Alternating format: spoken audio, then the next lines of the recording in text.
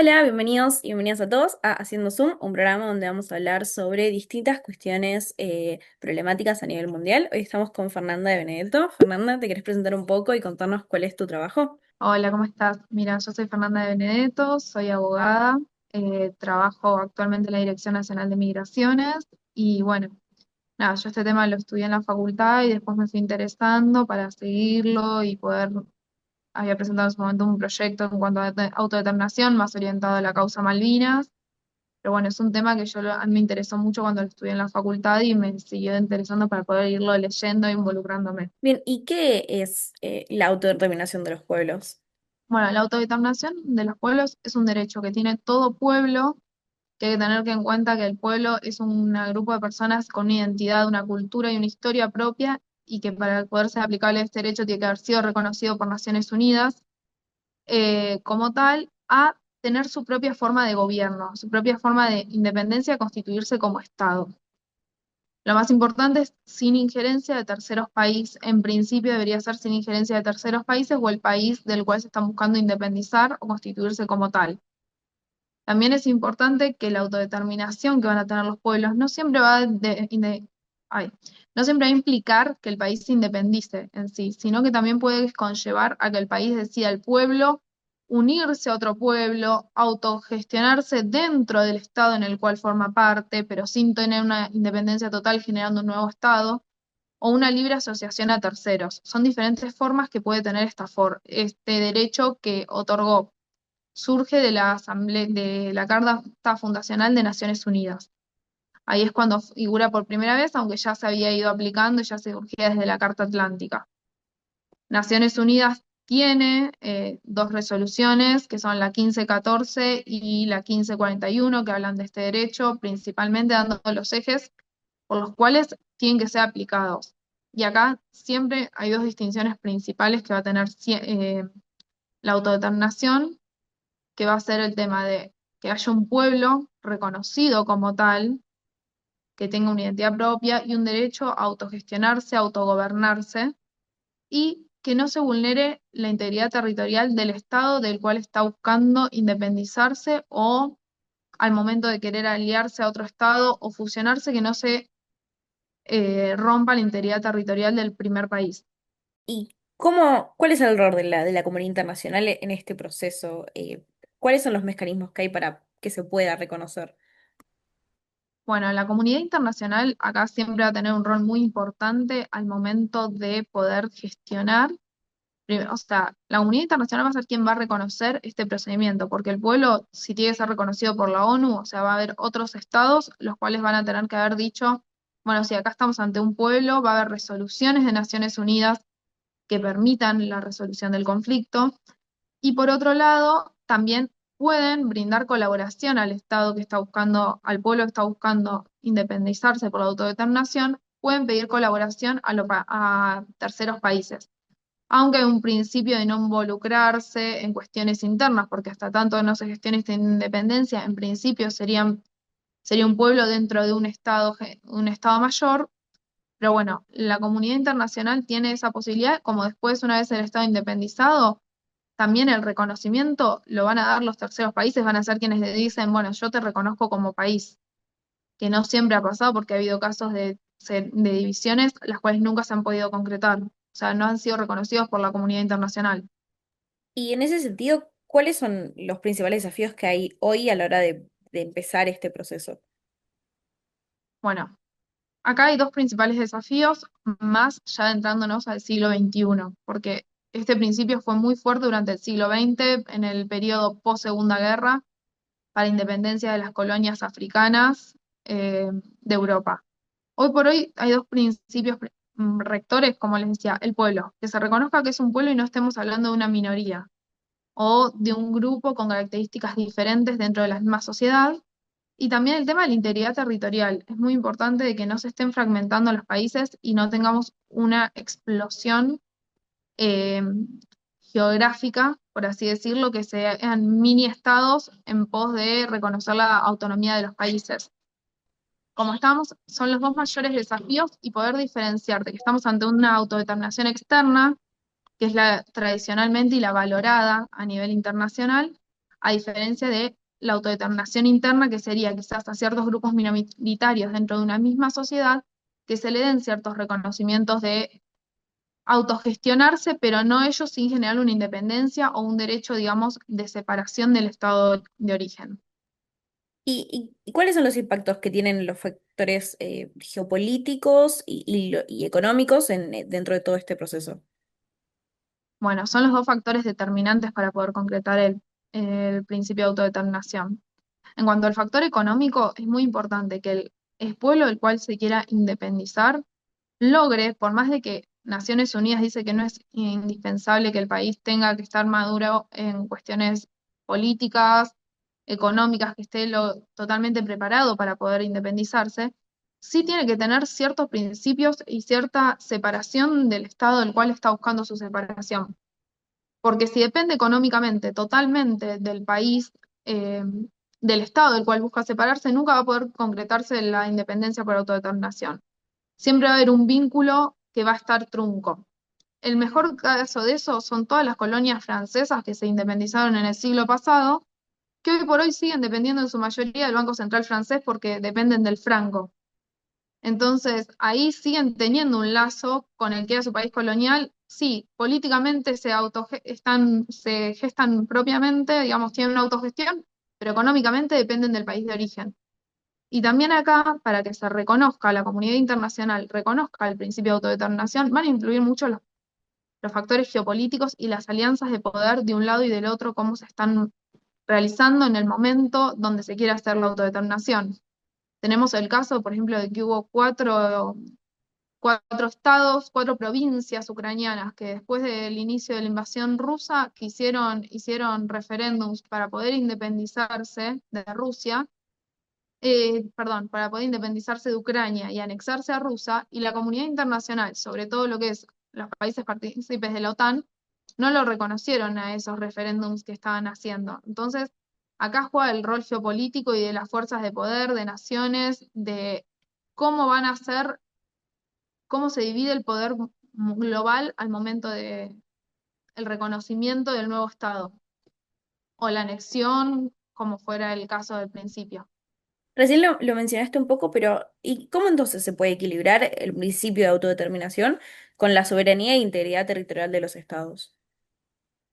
Y yo creo que acá lo más importante es que no hay que olvidarse que es uno de los principios, o sea, dentro de la autodeterminación es uno de los principios esenciales es no romper la soberanía del Estado, porque quizás al principio en el que Naciones Unidas y la comunidad internacional lo empieza a reconocer, se empieza a reconocer a aquellas colonias, estamos hablando de una época del colonialismo, donde había una diferencia muy grande entre la metrópoli y el país el cual está buscando independizarse.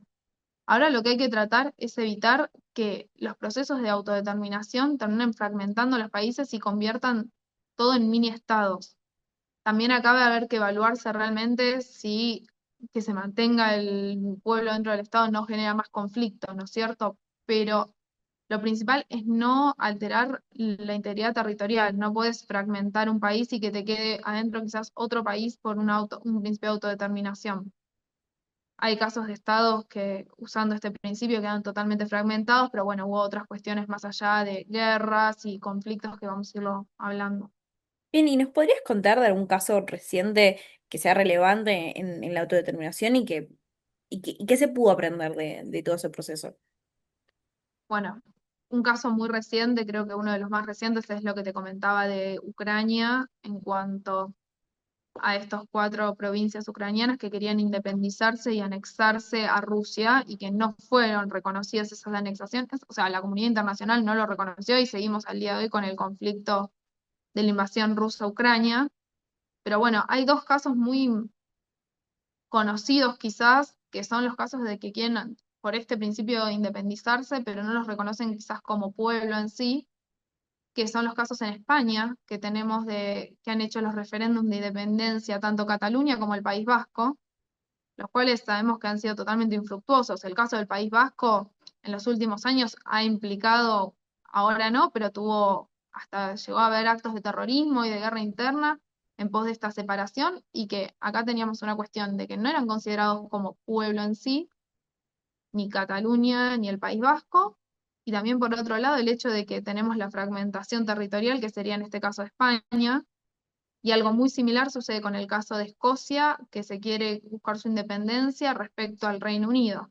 Es bastante similar, esos son algunos de los casos relevantes. También ha habido muchas comunidades aborígenes que han buscado a través de este principio quizás la autodeterminación, pero estamos más cercanos a grupos minoritarios, a minorías que se les pueden respetar sus costumbres, sus tradiciones, su derecho, pero no eso implica que sean un nuevo Estado. Y cómo pueden Naciones Unidas o otro tipo de organizaciones internacionales mediar en esta disputa, todas estas disputas que son relacionadas con la autodeterminación? Bueno, las Naciones Unidas en general en estas disputas van a mediar a través tanto de la Asamblea General como del Consejo de Seguridad, que son quienes atienden este tipo de cuestiones. Van a dictar resoluciones, va a haber puede haber casos de arbitrajes, de mediaciones internacionales donde se decide que un tercer país resuelva el conflicto entre tanto el pueblo como el Estado. Y en los casos que se trate de poder llegar a un acuerdo, va a haber resoluciones. Hay resoluciones que están buscando como objetivo o sea, que el reconocimiento de un nuevo país. Ha habido también resoluciones donde dicen que no se puede aplicar el principio de autodeterminación porque no se estarían dando los requisitos, como es la resolución en cuanto a la cuestión Malvinas. Pero bueno, en general va a mediar desde esa manera, buscando diálogo y tratando de que las partes logren llegar a un punto en común para ponerse de acuerdo y evitar terminar en un conflicto bélico. Recién lo mencionabas un poco, pero nos gustaría saber cuál es entonces la relación entre la autodeterminación y estos derechos que mencionabas de las minorías dentro de los estados. Bueno, las minorías no son grupos dominantes y aunque tengan rasgos propios, todavía no tienen, a diferencia de un pueblo que para el pueblo ser reconocido como tal, debería tener instituciones que le permitan su autogobierno. Y eso es muy importante. Las minorías no tienen ese reconocimiento. Pero desde Naciones Unidas y organismos internacionales ha habido diferentes posturas y hay diferentes teorías doctrinales en cuanto a si las minorías son o no susceptibles del derecho a autodeterminación. Hay una teoría quizás la más dominante, la cual dice no, las minorías no tienen derecho a autodeterminación porque no llegan al rango de un pueblo. Está el Alto Comisionado de Naciones Unidas en materia de minorías, quien dice que son equivalentes, o sea, una minoría es lo mismo que un pueblo y por lo tanto sí podría acceder al derecho a la autodeterminación. Y hay una tercera postura que es la más híbrida entre ambas, digamos que dice que toda minoría, cuando empieza a sufrir de discriminación o empieza a tener conflictos en cuanto al estado en el cual está habitando, ahí es cuando comienza toda su situación y puede buscar el derecho a autodeterminación, puede ser reconocido como pueblo. Pero bueno, sería como un estado menor al de pueblo, la minoría, sí estaría como reconocido. ¿Y qué estrategias se pueden adoptar para poder garantizar que estos procesos de autodeterminación se lleven a cabo de una manera que sea pacífica y democrática?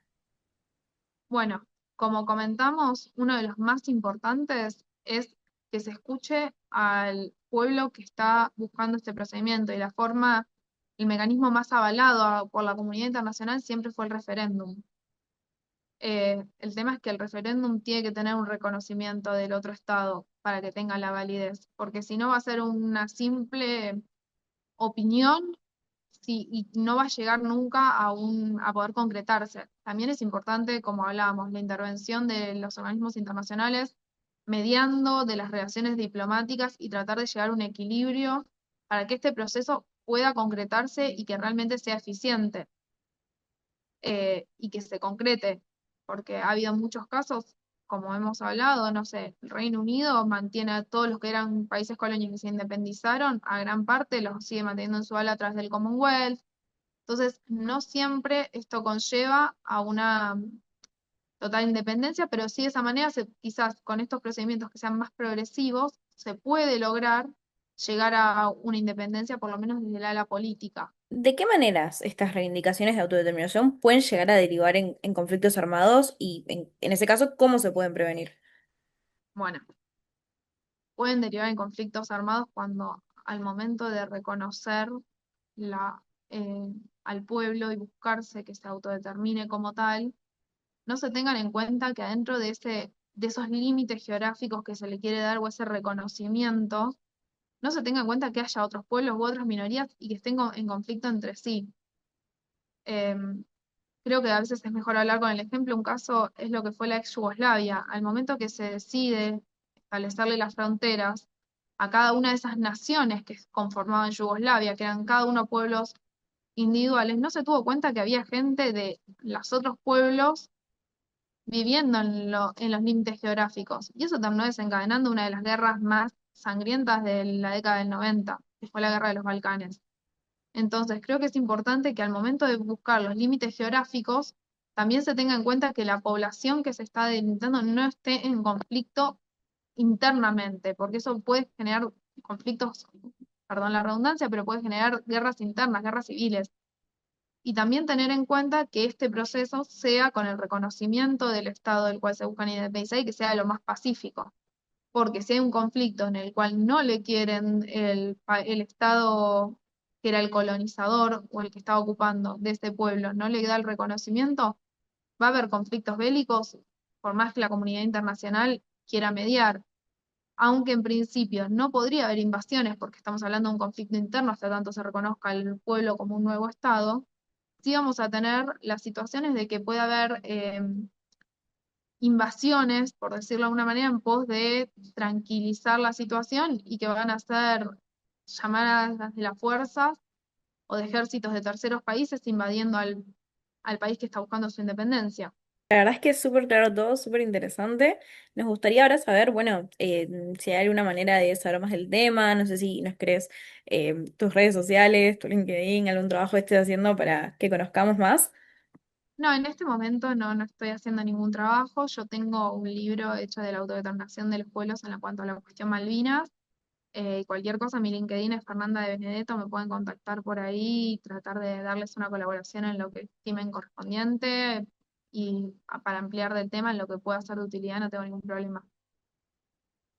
Bueno, eso serían todo. Entonces, nada, muchas gracias a todos por ver. Muchas gracias, Fernanda, por participar. No, gracias a ustedes por la invitación. Eso sería todo. Nos vemos en el próximo Haciendo Zoom.